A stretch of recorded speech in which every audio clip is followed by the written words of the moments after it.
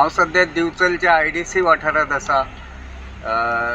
सुमार एका वरा पयलीं ह्या रस्त्याचेर एक हेवी ट्रक एका व्हडल्या झाडाचे खांदेक अडकळून पडिल्लो।